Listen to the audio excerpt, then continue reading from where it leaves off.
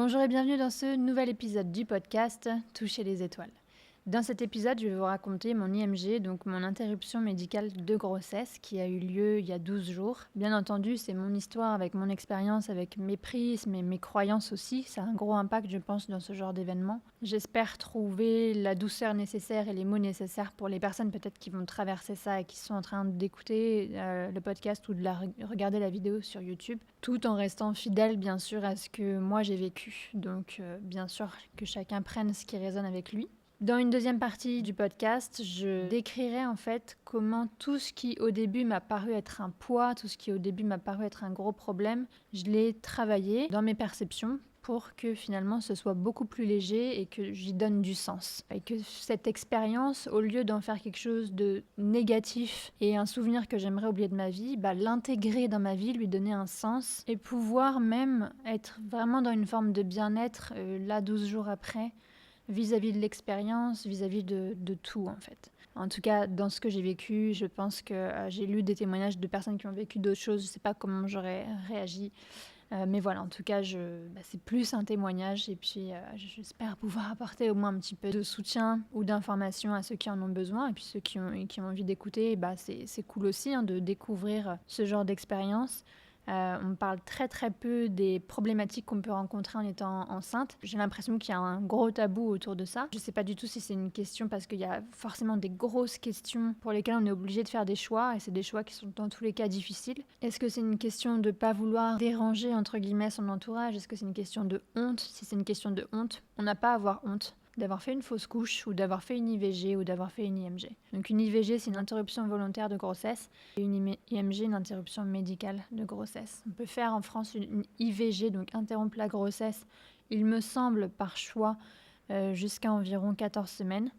Et une IMG, une interruption médicale de grossesse, peut avoir lieu à n'importe quel moment de la grossesse, puisque la médecine reconnaît un caractère incurable. Donc je démarre directement où je suis dans ma 11e semaine. On est le 2 octobre 2023 et je vais donc chez ma gynécologue pour faire une prise de sang et découvrir donc le sexe du bébé et savoir si ça va être une petite fille ou un petit garçon. Je sais plus si j'étais au courant ou pas à ce moment-là, mais ce test sanguin allait aussi servir à faire une première analyse des chromosomes du bébé pour voir si tout va bien, quoi. C'était dans ma tête tellement pas possible que ma grossesse se passe mal, que ça n'aille pas au bout, que je ne me suis même pas spécialement inquiétée de ce test. En fait, je me suis juste dit que tout allait être ok. Et tout ce qui comptait pour moi, c'était de savoir si ça allait être une petite fille ou un petit garçon, sachant que les deux m'allaient très bien. Donc le cabinet me dit que pour ce test-là, les résultats prendront un peu plus de temps, il faut attendre 4-5 jours. Donc l'idée, c'est d'être patiente, quoi. Je patiente toute la semaine au final et le lundi suivant, là ça fait une semaine, je leur écris à 8h15 pour leur demander alors est-ce que vous avez les résultats de mon test. À 11h30, ma gynéco m'appelle.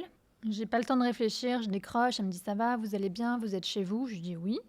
Elle me dit j'ai les résultats de votre test et ce serait bien que vous passiez au cabinet aujourd'hui pour en discuter. Sur le coup, je suis vraiment sonnée parce que je ne m'attends pas du tout à ça. Et je sais pas pourquoi, le premier truc que je lui dis, c'est est-ce qu'il faut que je vienne avec mon mari? Et elle me dit oui, c'est mieux d'ailleurs, venez ensemble tous les deux, vous passez quand vous voulez dans la journée dans mon cabinet, moi je vous accueillerai dès que possible. Et je lui demande mais c'est grave? Et elle me répond juste écoutez, venez dans mon cabinet. Je pars du principe que je vais y aller avec mon chéri, sauf que là, lui, il est dans son bureau en train de se faire interviewer par quelqu'un. Et je vais pas débarquer comme ça, donc il faut que j'attende que l'interview se termine, sauf que c'est d'ici 1h30, qu'après on aura juste un espace sur la pause déj pour aller voir la gynéco. Et surtout, je me dis en fait, il a déjà une journée hyper compliquée au niveau du travail. Malheureusement, ou je sais pas, en tout cas, les planètes se sont alignées pour se dire que cette journée-là sera challengeante pour nous deux. Mais je savais que d'un point de vue professionnel, c'était une journée difficile pour lui. Et donc, au final, je décide d'aller toute seule chez la gynéco. Donc, son cabinet est à 1/4 d'heure, 20 minutes en voiture de chez moi. J'appelle un Uber. Je monte dans le Uber. Et à ce moment-là, je suis dans un questionnement incessant de me dire mais qu'est-ce qui se passe? Qu'est-ce qu'elle va me dire? Est-ce que c'est grave? Et c'est une sensation particulière parce que il y a une part de moi, en tout cas, qui a envie de me préparer au problème qu'on va m'annoncer, sauf que je ne sais pas du tout de quoi il s'agit. Puis après, je reviens à mon bébé, en fait, qui est dans mon ventre, et j'ai pas envie de lui envoyer du stress, et donc je lui parle en lui disant que tout va bien, que ça va le faire, qu'on va traverser ça ensemble, que ça va aller. Je sais pas si c'est à moi aussi que je dis ça en même temps, mais en tout cas, c'est le discours que j'ai avec mon bébé. Et puis il y a d'autres moments en fait où je juste regarde le paysage, les gens qu'on voit dans la rue. Je vois des gens qui juste vaquent à leurs occupations, mais ils sont beaux à voir. Je vois que là il y a mon chauffeur Uber, que je pourrais très bien rentrer en connexion avec lui, et c'est beau de pouvoir entrer en connexion avec un humain. Je vois les fleurs dehors, je vois le ciel, et je me dis ok, moi là en ce moment je suis un peu dans un sas où je sais pas ce qui va m'arriver, mais a priori c'est pas chouette. Malgré tout, autour de moi, la vie reste belle. Et donc peut-être que là, je vais avoir à traverser quelque chose de dur, mais il y aura toujours des belles choses qui existeront dans la vie. Et c'est une manière pour moi de commencer à me préparer, à me dire, ok, si jamais ça va être dur, t'inquiète pas, ça va aller. Et si jamais tu perds quelque chose, peut-être que je commençais déjà un petit peu à me préparer à perdre mon bébé sans trop le vouloir, je sais pas exactement. Mais en tout cas, j'étais en train de commencer à voir, ok, il y a toujours des belles choses dans la vie. Même s'il y a un truc qui va pas en ce moment, probablement, il y a toujours beaucoup de choses qui vont bien et qui sont belles. Donc je cherche pas du tout à nier mon problème, mais c'est important pour moi dans ma psychologie, c'est ma manière de faire avec moi-même, de regarder les choses dans leur ensemble. Bref, je finis par arriver dans le cabinet de ma gynéco, on me fait patienter dans la salle d'attente, et au moment où je vois ma gynéco sortir de son bureau, là j'ai les larmes qui me montent. Donc j'arrive dans son bureau, il y a un document sur le bureau qui est probablement le résultat de mon test sanguin. Et elle me dit, voilà, d'après le test que vous avez fait la semaine dernière, il y a un très haut risque d'anomalie qui a été détecté. Donc j'entends ce qu'elle me dit, mais tout ce que je vois moi à ce moment-là, c'est le sexe de mon bébé. Donc je vois que c'est un petit garçon et ça m'amuse. Et même si elle me parle d'anomalie, il y a une part de moi qui me dit c'est bon, ça va le faire pour nous. Et je lui dis donc il y a des chances qu'il y ait une erreur dans le test. Non, il y a une chance que tout aille bien pour mon bébé. Et elle me répond oui, mais elle est toute petite, elle est de 5 à 10%. Il y a beaucoup plus de chances que vraiment les anomalies soient bien réelles. Elle me dit dans tous les cas, vous allez faire un test le plus vite possible pour qu'on sache avec plus de précision ce qui se passe. Dans ma tête, à ce moment-là, je me dis, ok, nous, on fait partie des 5 à 10%. On va faire partie des 5 à 10%, c'est sûr, je vais faire le test, ça va être bon. Et donc, paradoxalement, je suis à moitié dans un espace où je me réjouis de connaître le sexe de mon bébé, de savoir que j'ai un petit garçon. Et à la fois, je sais que ça peut être compliqué, je crois que je n'ouvre pas encore la case, je ne veux pas encore ouvrir la case vraiment dans ma tête qu'il y a un risque que la grossesse n'aille pas au bout. Elle est ouverte, mais vraiment de très loin et je m'y connecte pas, quoi. Donc, la consoeur de ma gynéco, qui est aussi une gynéco au final, qui va pouvoir me faire un test plus poussé, bouge son planning, elle a été super, et 3 heures plus tard, je me retrouve dans son cabinet. Et elle me fait ce qu'on appelle une CVS, donc en français, c'est un prélèvement des villosités choriales, où là j'étais donc à 12 semaines. C'est encore trop tôt pour faire une amniosynthèse. Donc une amniosynthèse, on va prélever un peu de liquide amniotique. À 12 semaines, c'est encore trop tôt pour le faire. On attend plutôt 14-15 semaines. Et donc moi, je vis ce qu'on appelle une CVS. C'est quasiment, il me semble, la même procédure où on va piquer avec une aiguille au niveau de mon bas-ventre pour prélever un morceau de placenta. Donc ça fait pas si mal que ça. Je crois que normalement, les gens vivent une anesthésie locale. Moi, j'en ai pas eu. Donc bien sûr, j'ai ressenti des petites contractions ou des petites choses qui m'ont fait un peu mal, mais surtout qui m'ont fait peur. Voilà, parce qu'on est tellement proche du bébé que ça m'a fait peur. Et donc une fois qu'elle avait fini, ça a duré quelques minutes, j'ai pleuré, j'ai lâché la tension. Et puis à partir de là, elle a commencé à m'expliquer du coup ce qui allait se passer. Donc elle m'a dit voilà, on va envoyer l'échantillon au laboratoire. Il y a un test rapide qui va être fait où vous allez pouvoir avoir les résultats d'ici à peu près 48 heures. Et en même temps, on met toutes ces cellules-là en culture pour voir comment elles réagissent. Et là, la culture, elle peut mettre environ 2 semaines. Elle me dit juste que comme elle fait envoyer mes tests à Londres, parce qu'elle a son labo qu'elle affectionne particulièrement à Londres, ça va mettre un peu plus de temps forcément. Donc moi je vous dis, je suis partie de chez moi à 11h30 et le temps de faire les rendez-vous, j'arrive chez moi, il est bien 17h, 17h30.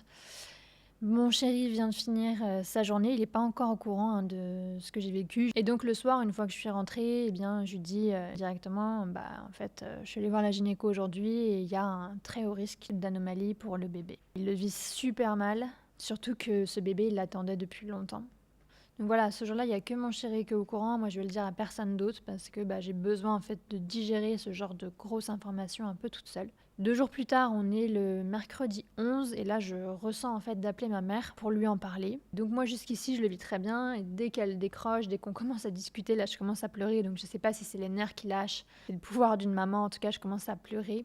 Et on a une discussion tout autour de tout ça, en fait. Je pense que je commence à discuter des éventualités avec elle. Et elle a une manière de me parler qui me fait du bien, qui me correspond. Alors, est-ce que ça me correspond parce que c'est ma mère et c'est comme ça que j'ai été éduquée ou parce que voilà, ça passe très bien comme ça?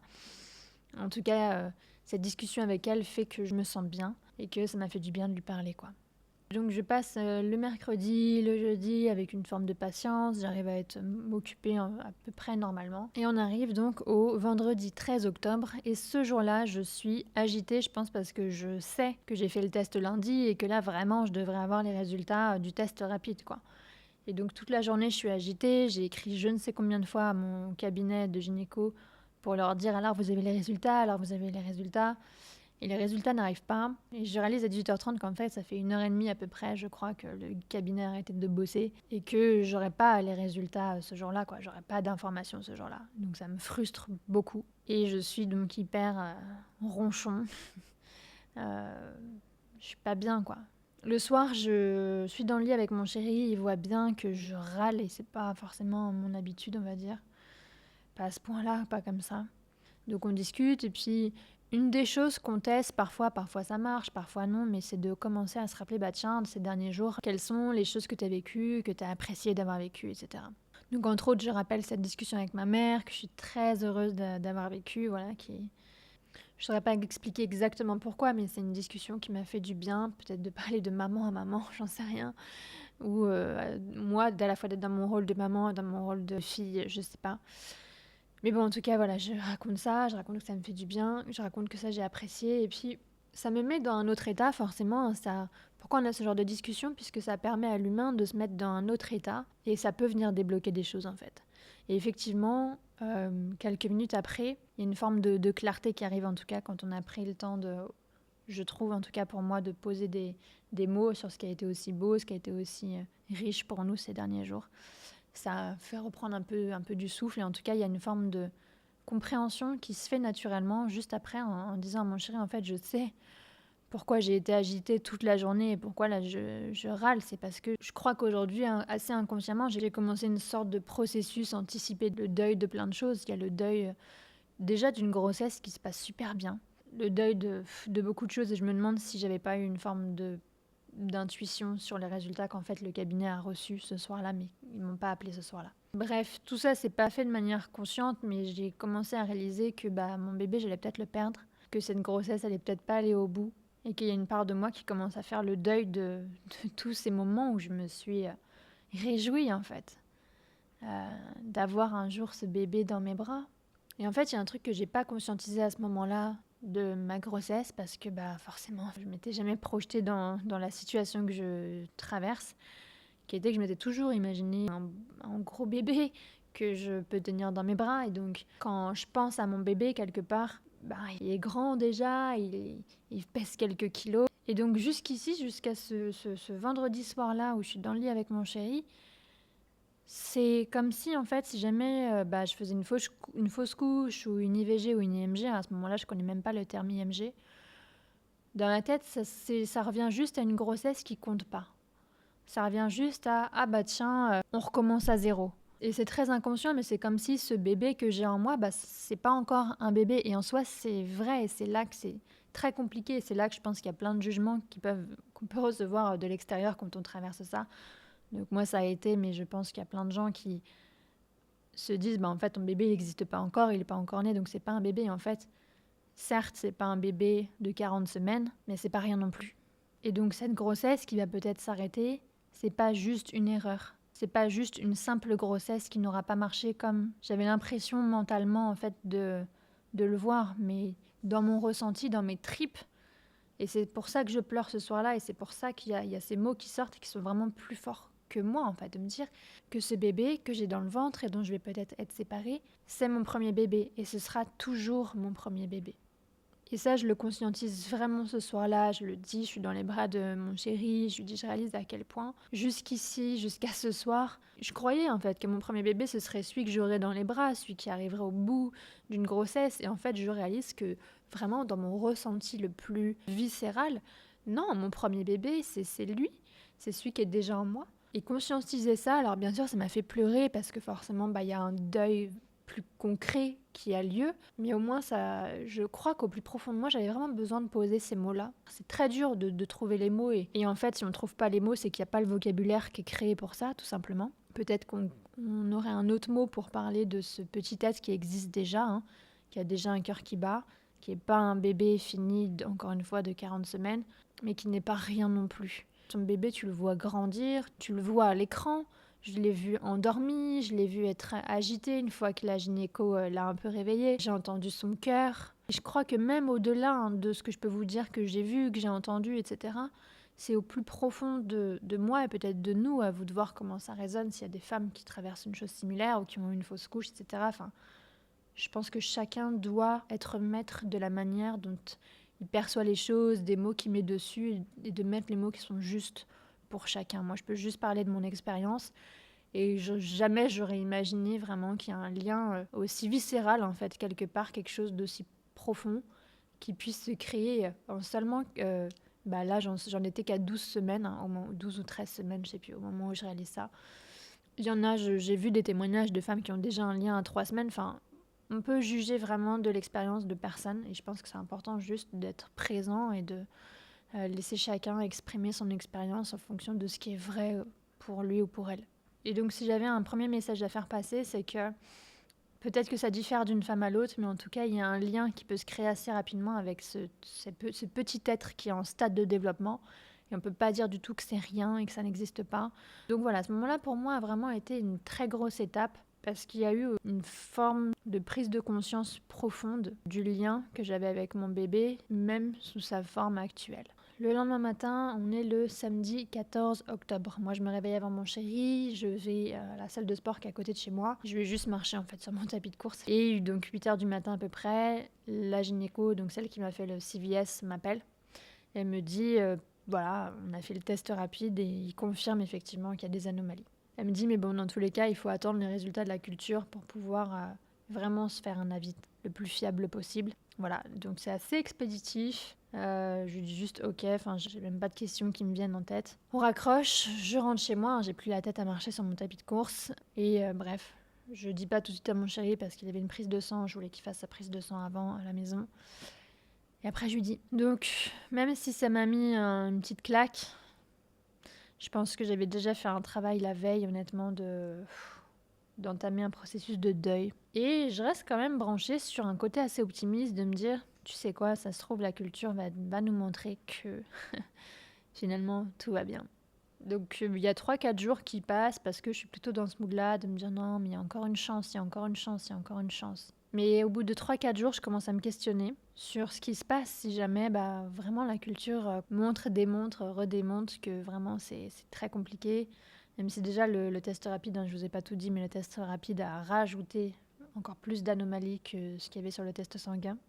Et bref, je me questionne sur en fait, c'est quoi un avortement, je ne sais pas comment ça se passe, est-ce que ça se prévoit longtemps à l'avance, est-ce qu'il faut prendre des rendez-vous longtemps à l'avance.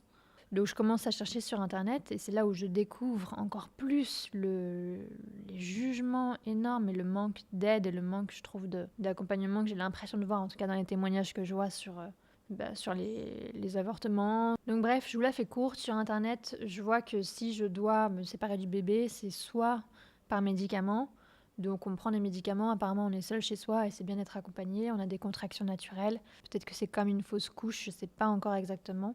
Et donc par médicament, ça peut durer longtemps. La deuxième option, c'est de le faire par aspiration. Donc on va chez le docteur et ça dure 5, 10, 15 minutes à peu près. Ou bien le fœtus, et cette fois est extrait par le médecin, par un processus d'aspiration.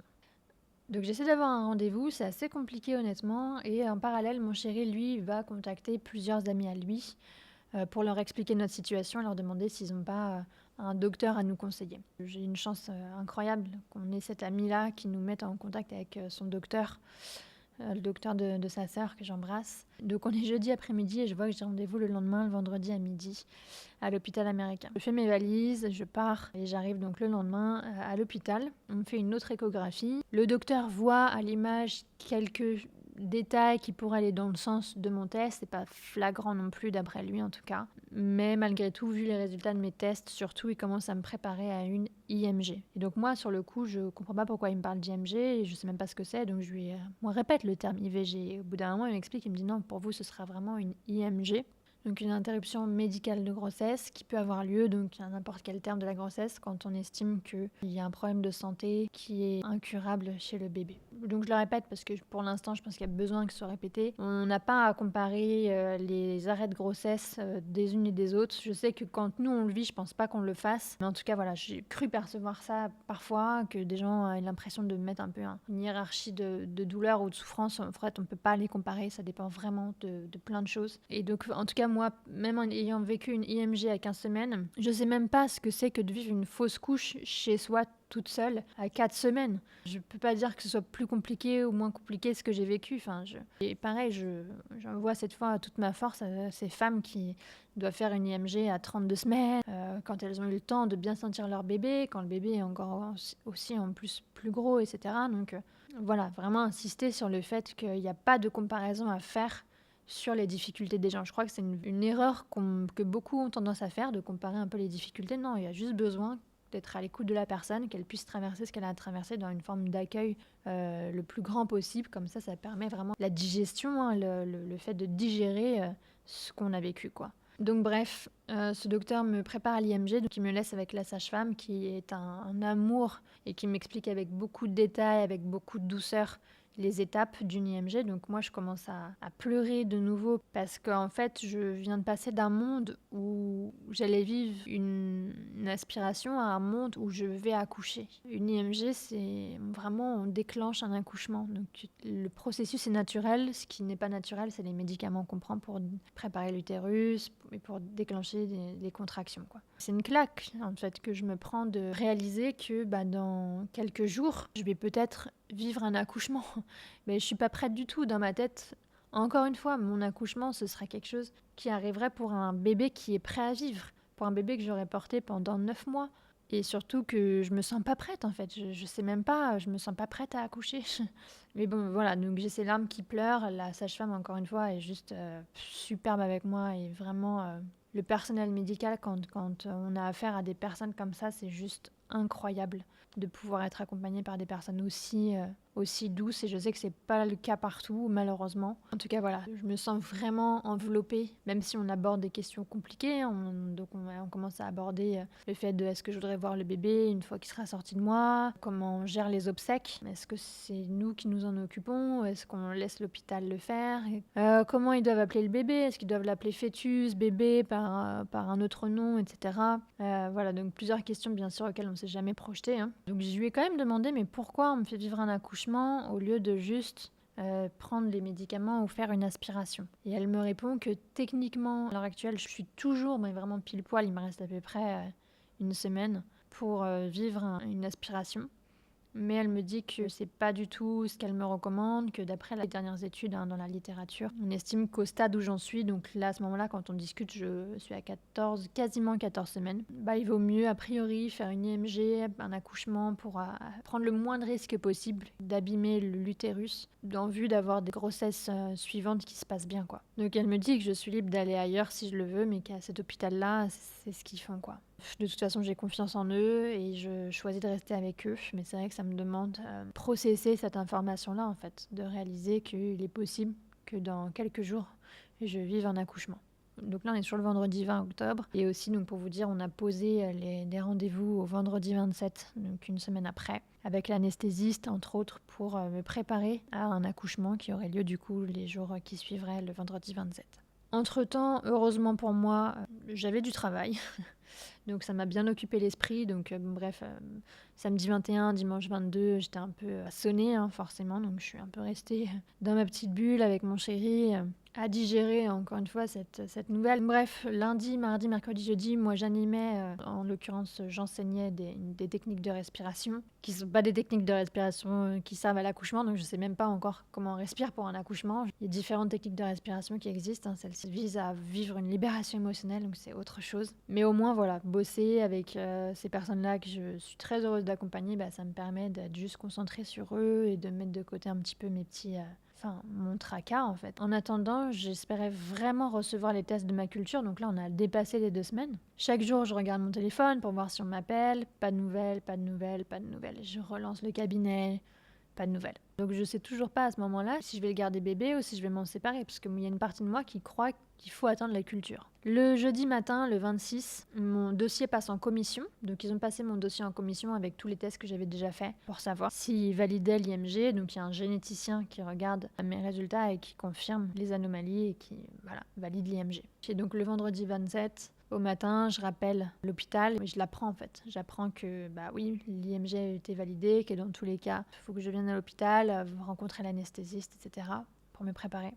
Donc je rencontre l'anesthésiste qui me prescrit une prise de sang. Ensuite, je vais voir le docteur gynécologue qui va me faire accoucher le jour J, qui m'explique comment ça va se passer et qui me prescrit pareil un médicament que je vais devoir prendre à partir de dimanche et qui va préparer mon utérus, il me semble, à s'adoucir et à ce que je puisse vivre un accouchement à un terme aussi précoce. On discute aussi de la péridurale, donc le docteur m'explique que je serai sous péridurale et pareil, moi j'ai une résistance. J'ai de base développé par mon travail et par mes expériences une belle connexion à mon corps, de pouvoir l'écouter, de pouvoir lui laisser la place pour un petit peu me libérer en fait de tensions, qu'elles soient physiques, qu'elles soient émotionnelles. Donc je m'auto-guéris pas toute seule, mais quand on laisse place à l'intelligence du corps, il y a beaucoup de choses qui se libèrent justement par elle-même. Donc j'ai une grande confiance en ma connexion à mon corps pour ça et j'ai peur que la péridurale vienne un peu casser cette connexion que j'ai là. Et donc je lui dis au docteur, je suis pas sûre de vouloir la péridurale. Il me fait comprendre que vraiment, ce serait bien que je l'écoute sur ça. Donc je lui fais confiance aussi et je suis très contente de lui avoir fait confiance. Donc bref, le dimanche, il est 16h30 et je me dis ok, maintenant il est temps que je prenne mon médicament pour commencer à préparer mon corps à l'accouchement. Donc je suis seule chez moi, j'ai le médicament sous les yeux, je sais que je vais le prendre. Et il y a quand même ce truc où tu te dis, une fois que je l'ai pris, il n'y a plus de retour en arrière. Donc c'est particulier comme moment. Donc je finis par le prendre.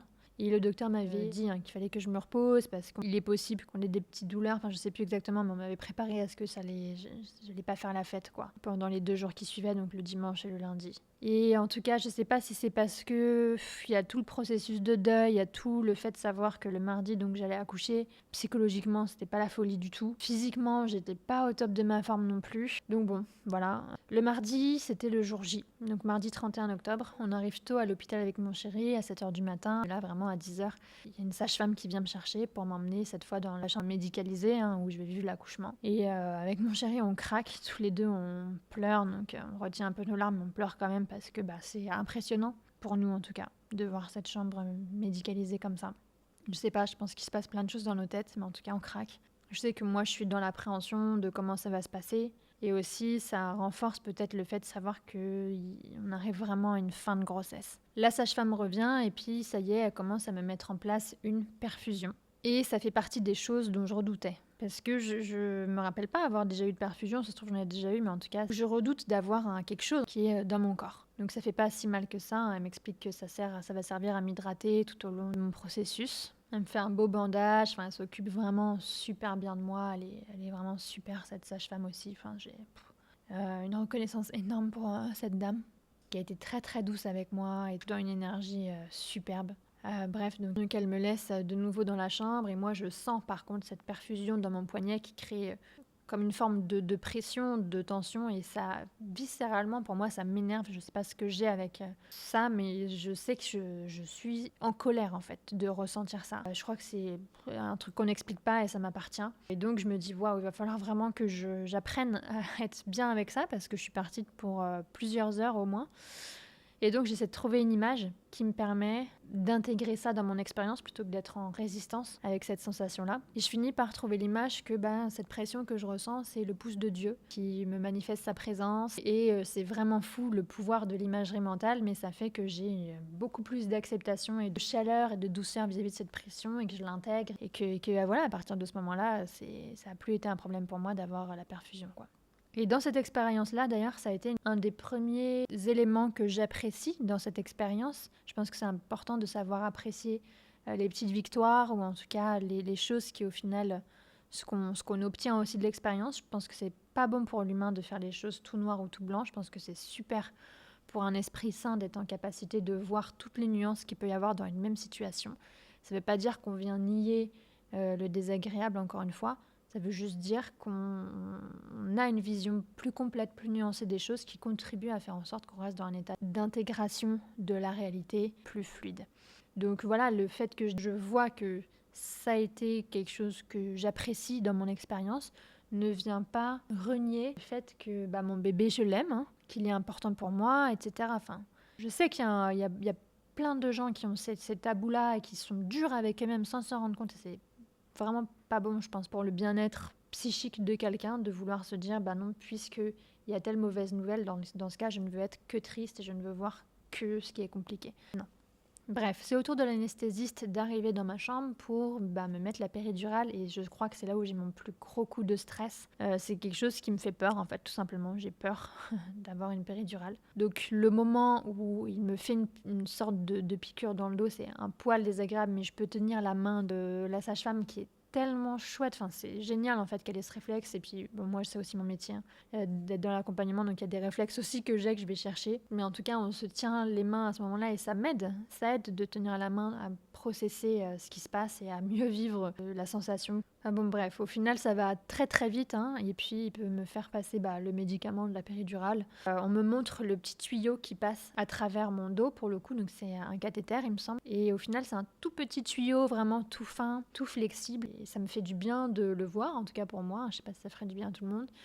Et puis je vois en fait que je suis quand même dans une flexibilité de mouvement et que ça va en fait. Je peux quand même bouger, donc bien sûr je vais pas me lever, mais je suis libre de bouger sans avoir peur de faire un faux pas, on va dire, par rapport à cette péridurale. Voilà, la perf est installée, le cathéter pour la péridurale est installé et maintenant il est temps que je prenne un médicament qui va déclencher des contractions en moi que normalement je devrais pas ou quasiment pas ressentir grâce justement à la péridurale. Elle m'explique que toutes les 4 heures, elle va revenir pour voir l'état de l'ouverture de mon col, donc voir si je peux accoucher quoi. Et si c'est pas le cas, me redonner un médicament. Donc il y a maximum jusqu'à 3 médicaments, donc 12 heures au total, avec cette première méthode-là. Je lui demande si c'est possible d'avoir la chance de prendre qu'un médicament et qu'en moins de 4 heures, tout se passe.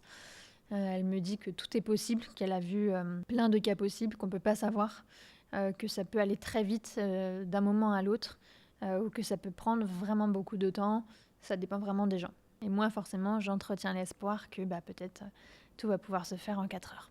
L'anesthésiste et la sage-femme partent de la chambre, je suis toute seule avec mon chéri. Et là, je commence à me relâcher, et en me relâchant, j'ai des tremblements qui arrivent, que je connais très très bien puisque ça fait aussi partie de mon métier. Donc mon chéri me demande si j'ai froid parce que j'ai aussi un petit peu comme un claquement de dents, mais c'est vraiment le corps qui relâche le stress en fait, qui relâche la tension, et en plus je le laisse faire pour le coup parce que je sais que c'est bon pour moi. C'est un phénomène naturel du corps, donc ça prend quelques minutes, je me détends dans ces tremblements et puis au final il s'apaise tout seul, mais au bout de 10 minutes environ, je ressens un effet plutôt agréable honnêtement de la péridurale puisque j'ai les pieds qui deviennent chauds. Et c'est pas quelque chose que je vis très souvent d'avoir les pieds chauds, donc c'est très agréable pour le coup. Et ouais, en fait, limite, je suis en train d'apprécier ça. Et ça contribue, entre autres pour moi, au fait que j'arrive à me poser dans l'expérience et à commencer à me dire, ok, il est 10h30, prochain rendez-vous, on va dire à 14h30, la sage-femme, elle reviendra. Et là, il s'agit juste que je patiente pendant 4 heures. Et le docteur nous avait préparé que ce serait un peu comme un vol transatlantique de 12 heures où tu prévois ta lecture, tu prévois ta série à regarder, etc. Donc moi j'avais prévu tout ça, sauf que j'étais pas dans un mood de regarder des séries ou de lire. Donc je sais même plus en fait comment j'ai réussi à occuper ces 4 heures-là, mais je les ai plutôt bien vécues au final. Et c'est ça une des premières choses qui a été vraiment surprenante pour moi, c'est de vivre en tout cas ces 4 premières heures en me disant « Ah en fait ça va ». J'avais eu tellement peur de l'expérience. Et puis je pense que la péridurale y est beaucoup pour quelque chose aussi. C'est pour ça que mon avis a évolué sur la péridurale. Et en tout cas, pour moi, les 4 premières heures se passent bien. Et en fait, je suis plus au stade de faire le deuil de mon bébé. En tout cas, je suis pas dans cette phase-là pendant ces 4 premières heures-là, en tout cas, qui se passe de manière assez plutôt fluide, quoi. Voilà. Et donc ça me crée même une autre forme de reconnaissance quelque part de l'expérience où je me dis waouh, l'expérience que je vis là me permet de me réconcilier un peu avec ma peur que j'avais d'être hospitalisée et de voir comment on peut être bien pris en charge, comme les choses se passent avec une certaine douceur. Et je suis hyper reconnaissante en fait à ce moment-là de la science et d'avoir aussi des personnes formées à nous accompagner comme ça. Et ça m'a beaucoup apaisée. Bref, les 4 heures passent plus ou moins rapidement. J'ai un petit peu faim, mais il faut que je reste à jeun. Donc on m'a dit que je pouvais juste boire des jus de raisin, jus de pomme ou manger des sucettes si jamais vraiment je voulais quelque chose. Donc c'est pas tombé dans l'oreille d'une sourde. Quand mon chéri est parti s'acheter à manger à midi, je lui ai dit ramène-moi des sucettes. Et voilà, et c'est un autre moment un peu mignon. Et je pense vraiment, j'insiste, qu'on n'est pas obligé de faire des événements quelque chose de tout noir ou de tout blanc. Quelque chose qui soit complètement difficile ou complètement facile, complètement agréable ou complètement désagréable. Je pense que c'est très bien pour la santé d'un être humain de pouvoir reconnaître toutes les différentes choses et de leur laisser la place. Et donc, bah ouais, apprécier de manger une sucette, bah, ça a le droit d'avoir sa place. Être triste de quelque chose, ça a le droit d'avoir sa place. Et donc, il y a des moments qui sont plus légers, des moments qui sont plus lourds, bah, tout a sa place. Et je pense que c'est super, encore une fois, pour le bien-être d'un être humain, de pouvoir voir toutes ces choses-là et de ne pas chercher à faire en sorte que les choses soient noires ou blanches. Bref, on arrive à 14h30 et c'est le moment pour la sage-femme de venir voir où j'en suis. Et elle constate que c'est complètement fermé de chez fermé, alors qu'on espérait qu'il y ait au moins une petite ouverture pour percer la poche des os, parce qu'une fois qu'on perce la poche des os, ça accélère encore plus le travail. Du coup, il n'y a rien à faire de spécial, juste patienter. Je reprends un deuxième médicament et de nouveau, elle reviendra dans 4 heures, donc à 18h30, pour voir où j'en suis. De nouveau, ces 4 heures-là se passent de manière assez fluide, dans mes souvenirs en tout cas. À 18h30, la sage-femme revient pour m'observer. Cette fois, il y a une ouverture du col, mais elle est toute petite. Ça peut à peine passer un doigt. Donc c'est vraiment pas suffisant. Elle peut même pas en fait percer la poche des os, toujours pas. Et alors que c'est ce qu'on espérait toutes les deux, donc je commence à m'inquiéter. Et je lui demande, mais est-ce qu'on va y arriver ? Elle me rassure, elle me dit que oui, dans tous les cas, on va y arriver, même si ça prend du temps. Et en fait, moi, j'ai un petit stress dans ma tête qui est... En fait, je déteste déranger. Et ça, c'est vraiment, je pense, une blessure d'enfance, de base.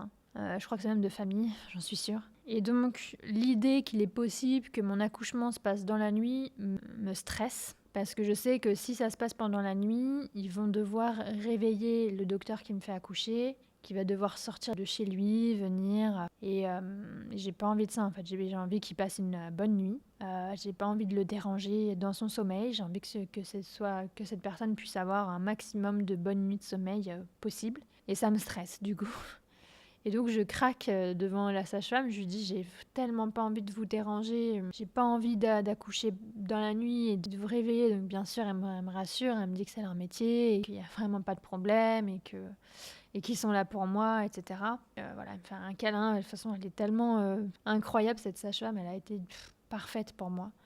Donc voilà, il est une demi-heure après, il est 19h, là je commence à intégrer de me dire ok ça risque d'être très long. Vu qu'en 8 heures, tu as à peine un doigt d'ouverture. Enfin bon, on sait maintenant que ça risque d'être très long, donc arrête d'attendre et occupe-toi. Et donc je commence à me mettre Mulan de Disney. J'adore ce Disney. Et quand elle revient, 30 minutes après, la sage-femme revient et elle s'amuse en fait que j'ai mis Mulan parce qu'elle est elle-même asiatique. Donc en tout cas, voilà, elle s'amuse de ça. Et en fait, elle vient juste me dire au revoir. Donc on se fait de nouveau un câlin. Je sais que je la verrai pas le lendemain parce que le lendemain c'est férié, ce sera le 1er novembre. Et voilà, on se dit au revoir et je la remercie. J'espère qu'elle réalise qu'elle a été d'une grande aide pour moi, qu'elle a vraiment contribué à ce que ça se passe aussi bien pour moi. Et je lui dis, je me souviendrai de vous toute ma vie. C'est incroyablement précieux l'attitude dans laquelle elle a été avec moi. Donc merci à toutes ces sages-femmes, merci à tous ces professionnels de santé et voilà, tous ces accompagnants qui font en sorte qu'on puisse traverser quelque chose avec le plus de douceur possible pour avoir eu la chance d'être accompagnée par elle, ça vaut énormément. Rapidement, après qu'elle soit partie, j'ai commencé à vraiment me sentir mal. Donc le cœur qui bat, je me sens très faible et c'est très compliqué à décrire. D'ailleurs, au bout de 20-30 minutes, j'ai un vomissement. Désolée pour les détails, mais bon voilà. Ça me soulage un peu et après, je suis de nouveau très très faible. Même parler me submerge, penser me submerge. Donc à ce moment-là, je demande à mon chéri de me laisser toute seule parce que je sais que le seul truc qui va me faire du bien maintenant, ça va être de rentrer dans une forme de calme, voire de dormir. Donc mon chéri me laisse, moi je me tourne sur le côté parce que ça me fait plus de bien et j'essaie de trouver une forme de calme à travers tout ce que je vis là. Je sais qu'il faut vraiment que je sois hyper calme pour que justement mes symptômes se calment et que j'arrive à traverser cette phase-là qui est pas facile, pour le coup physiquement et dans le ressenti. Et il y a une part de moi qui s'adresse à peut-être l'âme de mon bébé, peut-être à Dieu, je sais pas exactement. Comme si j'avais une discussion avec je ne sais quoi en disant mais est-ce que j'ai quelque chose à apprendre, à comprendre de cette expérience ? Avant d'en dire plus, je pense que c'est important juste que je rappelle que c'est un partage intime et que forcément c'est empreint de mes croyances et de ma manière d'aborder les choses de la vie. Moi, j'ai un attrait immense pour la métaphysique, et la métaphysique, en gros, sont toutes les grandes questions autour de la conscience, du temps, de la vie, de la mort, etc., où on va rechercher une forme d'explication de la réalité dans ses grands fondements, et où il y a une forme de présupposé qu'il n'y a pas de hasard. J'adore cette citation d'ailleurs d'Einstein qui dit « Dieu ne joue pas au dé avec l'univers ». Donc forcément, cette passion que j'ai pour la métaphysique et ce rapport que j'ai à la vie m'imprègne de ma manière d'être, et forcément dans des situations vraiment particulières comme celle-ci aussi. Donc bref, je suis dans ce moment hyper fébrile ou hyper faible, je sais même pas quel mot mettre, et c'est assez inconscient, c'est vraiment comme une question que tu as au plus profond de toi, tu te la formules pas spécialement mentalement, mais tu sais que tu veux une réponse à ça, et il y a une partie de moi qui te demande de manière assez floue. Mais voilà, j'ai envie de savoir en fait, si moi j'ai quelque chose à comprendre de cette expérience pour commencer à y mettre du sens. Et c'est assez intéressant de voir que quand mon mental se réveille et essaie de contrôler un peu les choses, je suis submergée encore plus de sensations, c'est hyper désagréable, un peu comme si t'es balancé dans tous les sens. Et j'ai pas d'autre choix que d'être dans un état un peu plus. Donc, en ondes cérébrales, on appelle ça les ondes alpha, les ondes θ, où en fait on entre dans l'état de relaxation. Notre activité cérébrale se calme et donc ça nous met dans un autre état, quoi. Et j'ai pas le choix que de me mettre dans cet état-là pour pouvoir vivre au mieux ce ressenti intérieur. Donc dans le même temps, j'ai mon attention qui est tournée vers ces questions-là.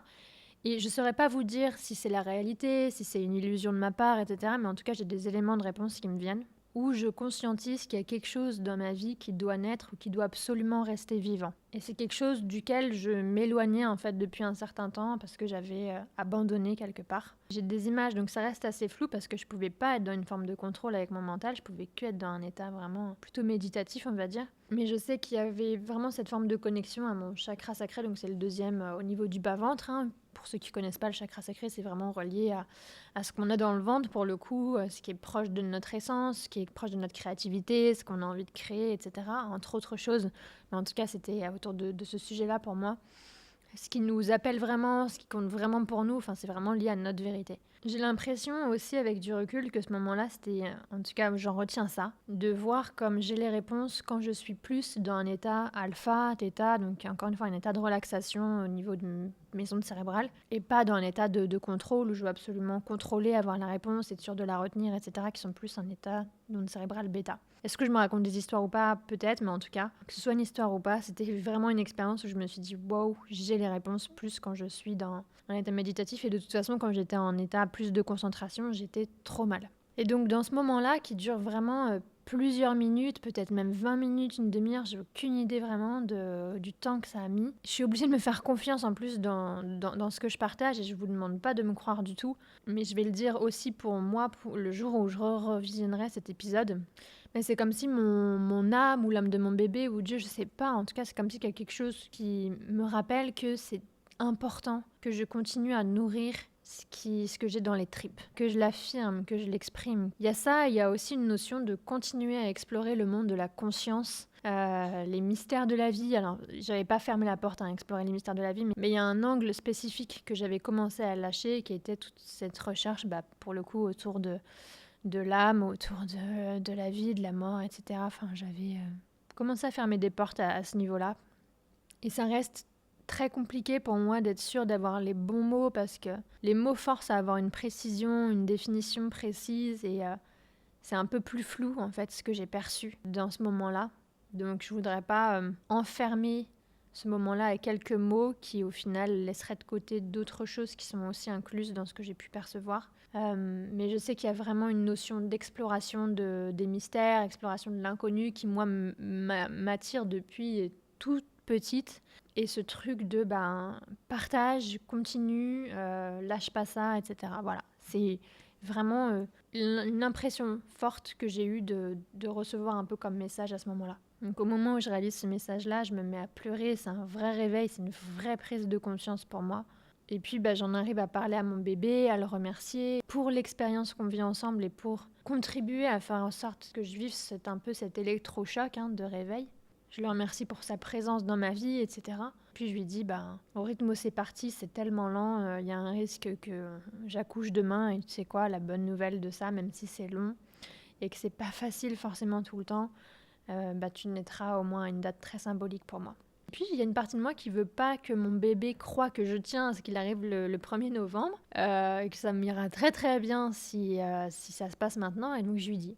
Je lui dis, mais tu sais, si jamais tu veux partir maintenant, si jamais c'est le moment maintenant, tu peux et ce sera très bien comme ça. Et je me le formule pas, mais en fait, je sais que notre lien, il est là, que le message, je l'ai retenu et que si j'ai d'autres messages à recevoir, je les recevrai, on va dire.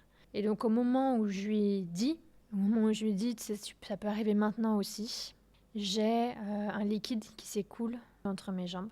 Et pour moi, je le vis vraiment comme un signe d'une fin de discussion, parce que ça ressemblait vraiment à une fin de discussion, ce que j'avais avec mon bébé. Et je vis cette sensation de liquide entre mes jambes comme, en fait, on est allé au bout de quelque chose. Et je sais pas, c'est tellement une synchronicité à ce moment-là que j'en pleure et je pleure de plein de choses à la fois. C'est un beau moment, honnêtement. Je suis sur mon lit d'hôpital en train de pleurer d'une forme de réalisation. Je sais pas du tout quel mot poser. Je sais pas si vous voyez ce truc où on a ce rapport à la vie, en tout cas peut-être que vous êtes nombreux comme moi, je pense, on a ce rapport à la vie, à Dieu, où tu t'ouvres à ce qu'il y ait des choses plus grandes qui nous dépassent, puis quand il y a une synchronicité comme ça, ou quelque chose en tout cas qui toi te fait sentir que oui, ça existe bien cette dimension-là, je sais pas, ça fait pleurer, enfin bon, je sais pas du tout comment mettre des mots sur ça, mais en tout cas c'est des jolis pleurs. Et donc je me laisse le temps de pleurer, je sais qu'il va falloir que j'appelle la sage-femme, et je vis ce moment particulier avec moi, pour moi, avec mon bébé, avec Dieu peut-être, enfin c'est sûr. Et puis voilà, j'appelle, donc j'ai un bouton où j'appelle la sage-femme. Elle arrive et je lui dis, voilà, j'ai senti un liquide entre mes jambes, donc je me dis, il y a des chances que ce soit la poche des os quand même, mais bon, on vérifie. Elle regarde et en fait, il s'agit juste, mais c'est déjà super, du bouchon muqueux. Donc le bouchon muqueux, on va dire que c'est une première protection qui est là avant la poche des os pour, encore une fois, protéger le bébé durant toute la grossesse. Je regarde mon ouverture, j'ai toujours pas une ouverture folle, je sais plus à combien. Il me semble qu'elle essaye de gratter un peu ma poche des os, je sais pas si elle arrive à la percer, ou en tout cas pas totalement, ça c'est sûr. Donc je pense qu'on est sur les coups de 20h30, à peu près, un truc comme ça, hein. Et puis donc elle revient à peu près 2 heures plus tard. Et donc à 22h30, ils reviennent, la sage-femme regarde mon ouverture du col. On est toujours à peine à un doigt d'ouverture, donc c'est vraiment pas assez pour l'accouchement. Et donc ils décident avec le docteur d'arrêter en fait pour ce soir-là. Donc ils arrêtent de me donner des médicaments, j'en ai déjà pris 3. Ils choisissent de me laisser me reposer pour la nuit parce qu'en fait je suis tellement peu ouverte que voilà. Et le lendemain matin, elle m'explique qu'on reprendra avec un traitement cette fois plus fort pour des contractions plus fortes et pour intensifier en fait mon processus d'accouchement. Donc là, j'aurai une diffusion en continu dans mon sang d'un médicament qui viendra me déclencher des contractions plus fortes. Donc cette nuit-là, j'arrive à me reposer, j'arrive à dormir plusieurs heures. Mon chéri, lui, il est en train de dormir dans l'autre chambre, donc il est venu me voir plusieurs fois. Je ne saurais plus vous dire l'ordre des choses, mais en tout cas, il vient me voir régulièrement, il reste avec moi, enfin voilà.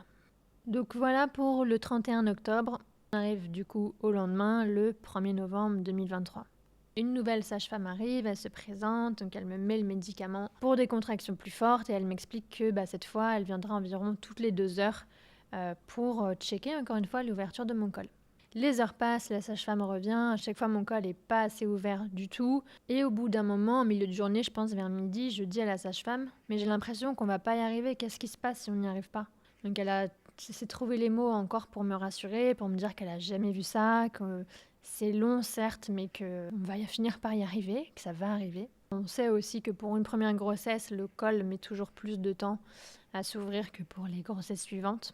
Donc de nouveau elle repart, je suis toute seule avec mon chéri, il est aux alentours de midi 13h et là cette fois je râle. Je râle parce que j'en ai marre, parce que ça fait 26 heures que je suis allongée sous médicaments, sous perfusion, sous péridurale. Bon voilà, je râle quoi, j'en ai marre d'être allongée, j'en ai marre de me sentir coincée, j'en ai marre de pas savoir, d'avoir peur. Et pendant un bon 10 minutes, un quart d'heure, je sors un peu ma frustration, je sais pas si ça me fait du bien, mais en tout cas je la sors. Et ça m'agite tellement de sortir cette frustration que je me sens mal très rapidement après, de nouveau. Je me sens faible, je sais que ça ressemble exactement à ce que j'ai vécu la veille. Donc de nouveau, je dis à mon chéri, écoute, j'ai besoin de me reposer dans le silence pour traverser ça encore. Mon chéri le comprend, il me laisse. Et de nouveau, j'essaie de me calmer, j'essaie de traverser ce que je traverse, qui est très sensible, on va dire. Encore une fois, dans le ressenti, je sais pas du tout comment l'expliquer. Ça fait pas mal en soi, mais c'est quand t'as l'impression d'être trop faible et d'être submergé de sensations dans le corps, quoi. Il y a qu'une chose qui me fait du bien, c'est de me calmer. Voilà, d'être très très très très calme et de ne pas penser. Parce que penser vraiment, ça me fait mal, ça me submerge de sensations et ça me perd encore plus. Donc c'est comme si, en tout cas, la vie fait que je suis forcée à rester calme. Et de nouveau, je rentre dans une forme de dialogue. Je sais pas encore une fois si c'est avec mon âme, l'âme de mon bébé, Dieu, ou j'en sais rien, mes anges, ce que vous voulez. Je sais pas. Et encore une fois, je me rappelle pas dans les détails, mais le sujet est tellement fort pour moi que c'est un peu plus clair quand même que le premier message, où là, je sais que ça tourne autour du 1er novembre et de tout ce que ça symbolise pour moi le 1er novembre. Donc le 1er novembre, pour moi, c'est pas du tout une date qui est anodine. C'est un peu une date anniversaire pour moi où, et ça je l'expliquerai dans un prochain podcast pour pas que ce soit trop long, mais le 1er novembre pour moi, c'est le symbole du premier pas. Le premier pas où tu es fébrile, le premier pas où tu n'es pas prêt, le premier pas où tu sais pas si tu vas y arriver, si tu vas gérer, mais c'est le premier pas qui est indispensable pour avancer, peu importe le projet, peu importe ce qu'on désire réaliser dans sa vie. Et donc je commence à revoir des 1er novembre qui ont été forts pour moi, le 1er novembre 2020, le 2021, et c'est comme si on me disait que ce rapport que j'ai à la vie, en particulier ces 1er novembre-là, ce serait bien que je l'exprime plus régulièrement encore. Et j'ai vraiment eu l'impression qu'on me montrait que ce premier pas-là, il est super important et que vraiment, si l'âme de mon bébé était venue pour quelque chose, c'était pour me rappeler de ça. Et c'est fou parce que je sais que moi j'ai un côté très têtu, hein. Même quand j'ai des intuitions et tout, je peux être très très très têtu et pas écouter. Et j'ai déjà vécu ça une autre fois dans ma vie, où c'est comme si en moi il y a quelque chose qui sait que le message n'est pas passé et donc ça répète, ça répète, ça répète. Et c'est comme si je sais pas, on me répétait à l'intérieur de moi comme c'est important en fait, comme cette notion, cette énergie-là que j'ai déjà eue les 1er novembre, elle est hyper, hyper importante et qu'on veut que je la garde près de moi, qu'on veut que ça fasse partie vraiment de mon ADN et de ma manière d'être. Et donc, il y a un moment donné où je finis vraiment par entendre le message et surtout l'intensité, comme si on voulait vraiment que je l'intègre. Et je me mets à pleurer, pleurer, pleurer. Parce que c'est comme si vraiment tout ça se faisait à moitié comme dans un rêve. Et cette intensité-là qu'on me met pour que j'entende bien et que je réalise bien à quel point c'est important, je sais pas, du coup ça me réveille un petit peu, je redeviens un peu plus consciente et ça me fait pleurer. Et là, je conscientise les 2 messages que j'ai eus entre la veille et ce moment-là, que pour le coup, vraiment, je garde au plus près de moi. Et même rien que pour peut-être faire honneur à l'âme de mon bébé, je sais que ça va me donner le courage dont parfois j'ai manqué, hein, pour suivre ces 2 messages-là. Donc le premier message que j'ai eu la veille, qui est de continuer absolument à nourrir ce qui est essentiel à mes tripes, à mon cœur, ce qui est vrai pour moi. Et je sais que ça tourne autour de vraiment nourrir mon attrait pour la spiritualité, pour la métaphysique, pour aussi l'expression de mon art, quel qu'il soit. Et le deuxième message que je viens de recevoir, où j'ai l'impression qu'on me l'a martelé, c'est que cette énergie que j'ai déjà pu avoir les 1er novembre, eh bien que je l'exprime encore plus. On dit que rien ne meurt sans laisser naître autre chose à la place. Et je crois que dans cette expérience, ce bébé-là m'a permis finalement à moi, même si ça devrait être dans l'autre sens à la base, m'a permis à moi de renaître et de faire naître quelque chose en moi, dans ce qu'on a vécu ensemble. Et c'est totalement grâce à sa présence dans ma vie que j'ai eu cette forme de renaissance-là. C'est bien sûr quelque chose qui m'a beaucoup aidée à transformer l'expérience en quelque chose de beau, à lui donner du sens. C'est pas tout, il y a eu d'autres choses qui m'ont permis de donner du sens à tout ça et encore une fois d'en faire une belle expérience, une expérience qui est totalement intégrée dans ma vie et qui n'a pas un goût amer, mais qui au contraire a un goût de beau. Voir cette expérience-là, à ce moment-là, ça m'a tellement touchée, ça m'a tellement permis de vivre une forme d'apaisement et de me dire qu'il n'y avait rien à changer, que peut-être que le monde croit que les choses doivent se passer d'une certaine manière, mais que si nous, on s'ouvre à ne pas juger les expériences comme la culture nous apprend à les juger, mais à recevoir ce qu'il y a de plus beau qu'on puisse recevoir dans ce moment-là, c'est juste quelque chose de beau au final. Donc surtout qu'il y a une notion importante, je ne sais plus si je l'ai dit au début ou pas, mais pour moi la mort c'est vraiment juste une transition, c'est pas du tout la fin de quelque chose, c'est comme si tu passes une porte, donc il y a une pièce et une autre pièce et tu fais que passer la porte, c'est ça la mort. Et c'est comme si mon bébé, il est passé par un processus de mort, et tous les deux, en fait, je pense qu'on est tous les deux passés par un processus de mort et renaissance. dans ces 3 semaines-là, ou peut-être même dans les 3 mois de grossesse, j'en sais rien. Et en tout cas, avec un moment très fort, je pense, pour mon bébé comme pour moi, pendant ces heures d'accouchement. Et après, on est en fait tous les deux toujours là, sauf qu'on est chacun dans une pièce qui n'est pas la même pièce. Mais en soi, je crois que la communication est possible, je crois qu'il n'y a pas de séparation sous cette forme-là. Moi, je vis vraiment la mort comme une transition. Et c'est comme si mon bébé, je ne sais pas pourquoi lui, il a cette expérience-là, mais en tout cas, il a mis un tout petit orteil dans la matière pendant 3 mois. Et puis finalement, il est resté, ou il est reparti, on va dire, dans le monde de l'invisible, dans le monde de la conscience, dans ce monde mystérieux pour nous. Et en fait, je sais pas qui d'autre que mon bébé, où on a un lien suffisamment fort, en tout cas pour moi, au bout de 15 semaines, qui fasse que j'ai cette envie, en fait, d'une manière tellement douce, de me réintéresser à cette notion-là tellement particulière de la vie, de la mort. Enfin voilà, le jour où j'ai réalisé ça, je me suis dit que c'était déjà un truc qui m'intéressait. J'avais commencé à lâcher parce que ça me semblait trop pour moi. J'avais peur aussi beaucoup, j'avais très très peur de me tromper dans mes analyses parce que c'est compliqué, hein, parce que c'est pas a priori pour l'instant une science exacte comme des mathématiques, donc bien sûr il y a beaucoup plus le risque de soirée, de mal interpréter, etc. Mais en tout cas voilà, ce bébé il est vraiment venu réveiller en moi une forme de connexion avec ce qui nous dépasse. Et c'est comme ça, en fait, j'ai jamais lâché l'idée qu'il y a quelque chose pour moi. On baigne dans un océan divin d'intelligence, on baigne dans Dieu, si vous voulez. Enfin, j'ai même pas les mots pour décrire ça, mais pour moi, il y a quelque chose derrière ce qu'on voit de plus visible. Il y a quelque chose. Ce quelque chose-là, je sais pas si on peut tendre l'oreille, écouter nos intuitions, écouter peut-être Dieu qui nous parle. Hein. Je pense que il n'y a pas besoin d'avoir des intermédiaires pour s'adresser à Dieu, même si faut faire très attention à nos égos et qu'on peut très mal interpréter les choses. Enfin, après, ça c'est tout un autre pan, bien sûr, mais je sais pas. Ce bébé, il m'a redonné la force de tendre l'oreille et d'écouter au-delà de ce qui est audible, on va dire, dans un environnement proche, d'écouter plus mon cœur, de me calmer encore plus, d'être plus réceptive à quelque chose d'essentiel plutôt qu'à mes agitations. Moi, j'interprète que ça faisait partie de mon chemin, en tout cas de me reconnecter à ça, ou de vraiment être plus réceptive, on va dire, à ce qui nous dépasse. Et ce petit être-là, c'était la personne parfaite pour moi, pour me donner la force d'être plus réceptive. Et de dépasser une peur qui prenait le pas pour moi avant, qui est la peur de me tromper. La peur d'être bête dans ce que je crois percevoir. Cette peur, elle est toujours là. J'ai toujours un besoin de ne pas me raconter des histoires et de ne pas vous raconter des histoires et de ne pas tomber dans mes propres illusions, mes propres interprétations qui font plaisir à l'ego, j'en sais rien, ou qui rentrent dans des paranoïas. Enfin, c'est complexe d'explorer le monde de l'invisible tout en ayant une bonne stabilité mentale, émotionnelle, il en faut une, pour pas tomber dans ce que nous on aimerait voir et interpréter et vraiment rester à l'écoute. En tout cas, j'ai l'impression que c'est complexe. Et donc je voulais tellement pas prendre le risque de me tromper que j'avais fermé la porte à ça en fait et que je restais quand même très attentive à mes intuitions, mais là on est à quelque chose d'autre. Là il y a vraiment pour moi une forme d'état en fait. C'est aussi ça pour moi, ces 2 moments-là, j'ai été forcée à me mettre dans un état de réceptivité où je suis pas en mode bêta, donc avec des ondes cérébrales un peu plus actives, mais je me calme un petit peu pour rester dans une forme de flow.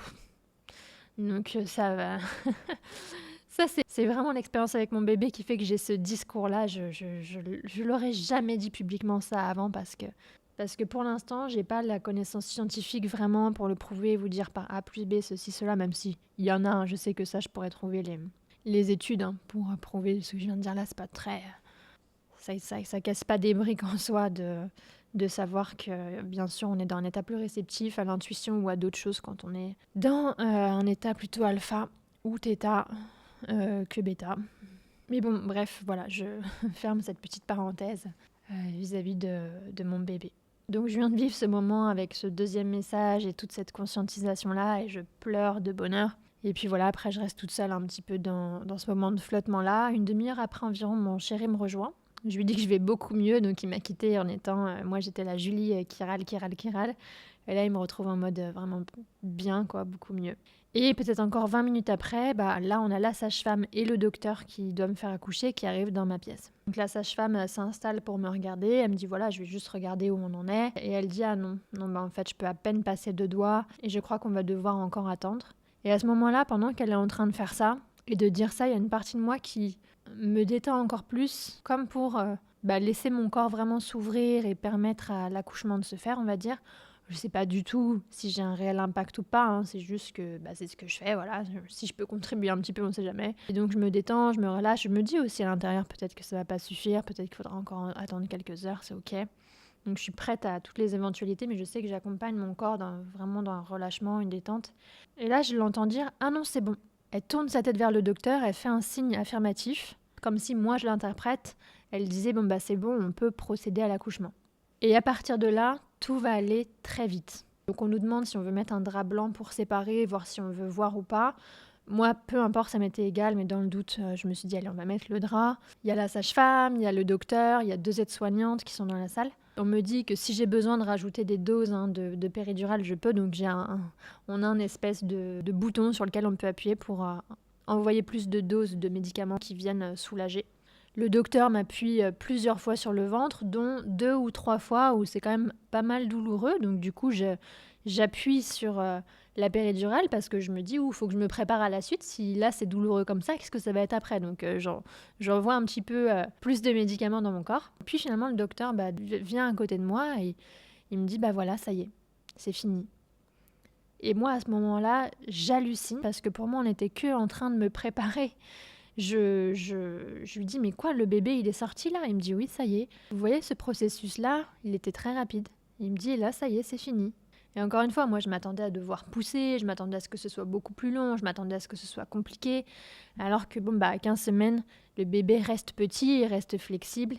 Et même avec 2 doigts d'ouverture, encore une fois, ça a été assez facile, on va dire, de le sortir. Ça m'a fait un poil mal, mais ça va. Une fois que c'est passé, quoi. Donc le docteur a vérifié que tout était bien sorti, le placenta aussi, il a fait une échographie, j'ai vraiment demandé à ce qu'on vérifie. Donc à ce moment-là, je remercie le docteur parce qu'il a été lui aussi d'une douceur, d'un professionnalisme, enfin, il a été juste incroyable pour aussi rendre l'expérience la plus douce possible. Et donc ils prennent le bébé, ils l'emportent, ils vérifient avec moi pour savoir si je veux le voir, mais ils vont pas me le présenter tout de suite. L'anesthésiste revient, cette fois pour m'enlever la péridurale. Donc c'est une seconde délivrance aussi. La première délivrance, c'était d'avoir accouché, parce que c'était vraiment stressant de ne pas savoir comment ça allait se passer. Et on m'explique qu'on va me laisser encore 2 heures dans cette salle-là, sous surveillance, au cas où. Moi, je commence à me sentir très très mal. Je sais pas si c'est parce qu'on m'a enlevé la péridurale ou parce que j'ai accouché, j'en sais rien, mais en tout cas... je me sens super mal, j'ai plusieurs vomissements, sauf que je vomis pas rien, vu que j'ai rien dans le ventre depuis 2 jours. La sage-femme voit ça, donc elle me met un anti-nausée, toujours en perfusion, ils m'ont laissé la perfusion pour l'instant. Et au bout d'1 heure environ, il y a 2 aides-soignantes qui reviennent avec mon bébé. Donc ça reste un choix personnel de savoir si on veut voir notre bébé ou pas. Moi je sais que j'ai toujours voulu le voir et donc même là, après l'accouchement, je veux toujours le voir, même si je me sens tellement mal à ce moment-là que j'hésite au dernier moment à leur dire attendez encore un peu, peut-être une demi-heure, 1 heure pour que je puisse le voir parce que je me sentais vraiment trop faible. Mais en même temps, j'avais pas envie d'attendre plus longtemps, donc tant pis, je me suis dit allez, je veux le voir maintenant. Mon chéri lui a décidé de pas le voir, donc il est sorti de la salle. Voilà, c'est vraiment très personnel ce rapport on voit quand même un bébé qui n'est pas vivant, qui n'est pas terminé non plus. Et d'ailleurs, les 2 aides-soignantes me préviennent avant que je soulève le drap pour le voir. Elles me disent, on vous prévient, c'est un bébé de 15 semaines, donc il y a plein de choses qui sont déjà formées, vous allez le voir, mais il y a aussi des choses qui ne sont pas terminées, notamment l'épaisseur de la peau, etc. Et donc voilà, elle me prépare. Je soulève le drap, je vois mon petit bébé.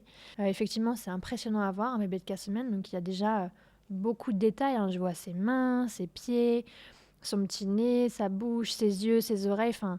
Il y a tout qui est déjà, on va dire, préformé. Après, c'est beaucoup de détails qui manquent. Donc, par exemple, les oreilles, c'est juste un petit bloc, quoi. Mais voilà, il est tout petit. Enfin, bref, je vais pas donner plus de détails. Juste, en tout cas, exprimer que pour moi, ça m'a aidé à faire mon deuil. Peu de temps après, la sage-femme est venue me chercher pour, cette fois, me transférer dans ma chambre. J'étais super, super faible.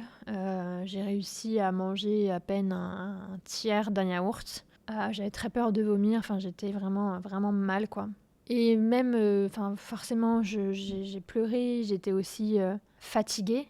Et je me rappelle dire à mon chéri, en fait, tu sais quoi, je crois que plus jamais de ma vie je voudrais tomber enceinte. Pour pas risquer, en fait, de revivre ça.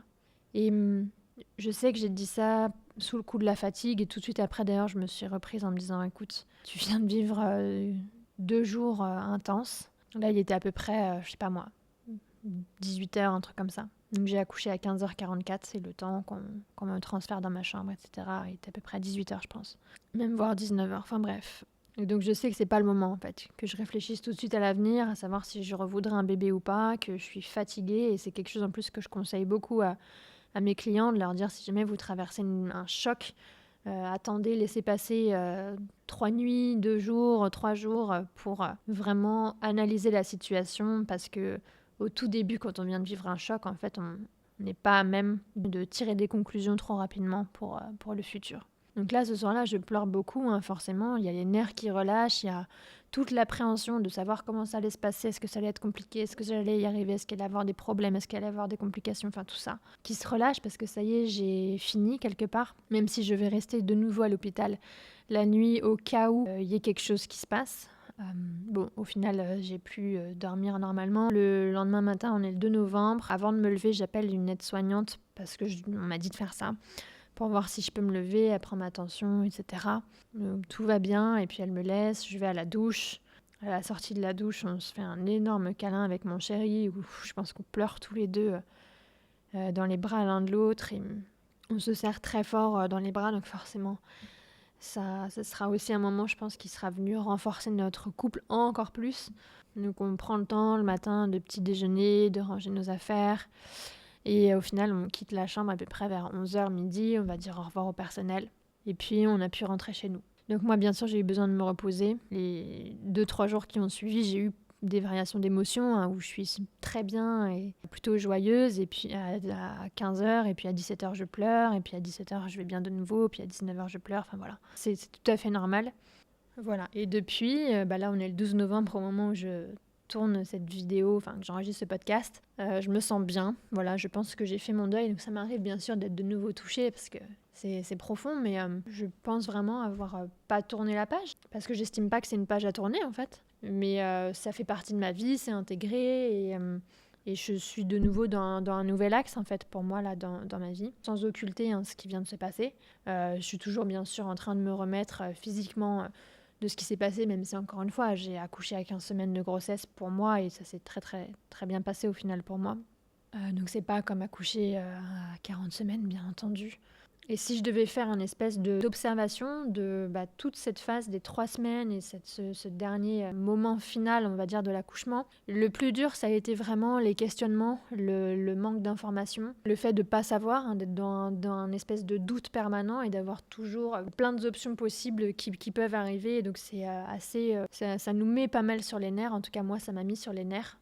Il y a eu vraiment ce moment de l'IMG, et peut-être que je pense que ça m'aurait fait du bien en tout cas de peut-être d'entendre un témoignage comme le mien. Après, je peux pas du tout dire, encore une fois, qu'il sera le même pour tout le monde, mais de voir un petit peu comment ça se passe et de voir que c'est finalement beaucoup d'attentes. Encore une fois, ça change d'une femme à l'autre, mais de voir que c'est surtout beaucoup d'attentes, de la patience. Il y a des moments aussi plus compliqués, bien entendu. Il y a le personnel qui est là, il y a les outils qui sont là, il y a tout qui est là. Ça finit par passer aussi, bien sûr, ce moment-là. Peut-être que ça m'aurait aidé à avoir un peu moins d'appréhension, mais en tout cas, ça m'a renforcée à l'heure actuelle et ça m'a donné encore plus confiance dans plein de choses. Je vais m'arrêter ici pour ce podcast-là, sinon il va être trop long, mais dans un prochain podcast, pour le coup, le prochain, je listerai en fait toutes les choses que j'ai cru qui étaient... que j'aurais voulu enlever de l'expérience, par exemple la pression d'avoir perdu 3 mois de ma vie. Enfin bref, il y a eu plein de choses. Et de voir comment finalement j'ai transformé mon rapport à tout ça, mis du sens, etc. pour l'intégrer encore une fois dans mon expérience et en faire quelque chose de beau et qui a du sens pour moi. Et ce qui était particulier en tout cas dans cette IMG, c'est de voir qu'il y a beaucoup de moments qui sont pas compliqués à vivre, des moments plus stressants bien sûr, parce qu'il y a la première fois, en tout cas la première fois de plein de choses, ça peut arriver des douleurs qui sont ok, en tout cas pour moi dans mon expérience. Et après coup, c'était plus de peur que de mal. Donc voilà, Dernière chose à laquelle je vais répondre pour cette vidéo spécifiquement, et plusieurs personnes, dont une personne qui vient de vivre une IMG d'ailleurs, qui me demandait il y a quelques jours comment je me sentais dans mon corps, est-ce que je me sentais vide. Alors je sais pas quels sont les témoignages des autres femmes, j'ai l'impression qu'il y a plein de femmes qui se sentent peut-être vides ou je ne sais quoi. Encore une fois, je vais dire ce qui est vrai pour moi. Moi, dès le lendemain matin, enfin pas le 2 novembre, hein, pas quand je me réveille à l'hôpital, mais le 3 novembre quand je me réveille chez moi, honnêtement, il y a une partie de moi qui est heureuse de retrouver mon énergie. Moi, j'ai pas kiffé les 3 mois en ayant des écœurements régulièrement. En fait, moi, j'ai tendance à dire ça va, ça va, ça va. Puis après coup, je me dis, ah ouais, quand même, c'était... Je pense que je dis ça va parce que ça me permet de vivre au mieux ce que j'ai à traverser. Mais quand là, le 3 novembre, je retrouve que mon énergie, c'est vraiment du ressenti, encore une fois. C'est parce que c'est mon métier, donc je prête beaucoup attention à mon ressenti intérieur. De ressentir que mon énergie, elle est pour moi et qu'elle est à mon service et que j'ai de l'énergie, en fait, pour moi, honnêtement, j'en suis heureuse. Je suis contente de retrouver ça. C'est quelque chose que j'avais perdu pendant les 3 mois. Donc bien sûr, j'avais gagné le fait d'avoir ce bonheur d'avoir un bébé, encore une fois. Donc il y a ça, de constater en fait jour après jour que j'ai de l'énergie pour moi, honnêtement, ça m'a fait plaisir. J'ai pas de douleur, j'en ai eu un petit peu, mais quasiment rien de douleur physique. Le phénomène, c'est un peu comme des règles, donc voilà, qui ont duré plus longtemps. Là, j'en suis à la fin, mais on est le 12, et donc mon accouchement, c'était le 1er novembre, à 15h44 d'ailleurs, je sais pas si je l'ai dit. Et autre chose, pour ma part, j'avais pas mal perdu de libido pendant mes 3 mois de grossesse. Et un truc particulier qui m'est arrivé, et je sais pas encore une fois à quel point ça arrive à tout le monde ou pas, mais moi j'ai eu ma libido qui est revenue en force. Enfin, pas que j'y pense du tout, parce que de toute façon, enfin voilà, mon corps il est en train de se réparer, donc dans ma tête pour l'instant je le laisse tranquille. Hein. Mais toutes les nuits, depuis le 3 novembre, j'ai on va dire mon énergie sexuelle qui s'active, quoi. Et ça, je l'avais pas ressenti depuis longtemps et c'est vraiment, je le prends vraiment comme une forme de guérison aussi de mon corps qui se fait de manière naturelle. Donc, ça c'est mon expérience personnelle. Je saurais pas dire l'expérience des autres. D'après comment les gens m'abordent, j'ai l'impression que ça se passe peut-être pas aussi bien. J'en sais rien. Mais pour moi, je le vis très très bien. Voilà. Donc je ferai un prochain épisode pour aller plus en profondeur sur des choses que j'ai pas abordées aujourd'hui. Je vais vous laisser sur ça. Je serais ravie de lire vos commentaires, de voir vos expériences, votre avis, etc. J'ai essayé de trouver les meilleurs mots tout en restant la plus fidèle à moi-même. Voilà. Merci en tout cas pour votre écoute. Je vous souhaite une très bonne journée ou soirée et je vous dis à lundi prochain.